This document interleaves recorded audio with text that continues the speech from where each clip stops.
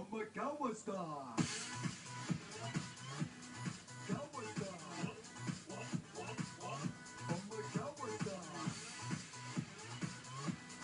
God, what's that? Okay, and then there's Eton style. We've got Eton style. Eton style. Yup, yup, yup, yup. Yo, we've got Eton style.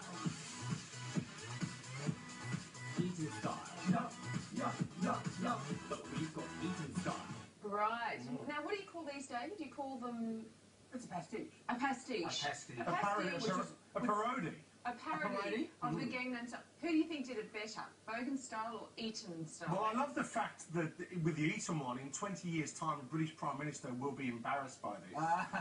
But you have to say, Bogan's they breathe this, don't they? Yeah. And actually, the Korean song, the original, was an attack on Korean Bogan. So you'd have to say the Bogan one fits better. Those are the Gangnam Robbins in Korea, where the well-to-do folk live in there. What about Gangjang style, the moderately Australian band? Why don't they get a goon? That's great.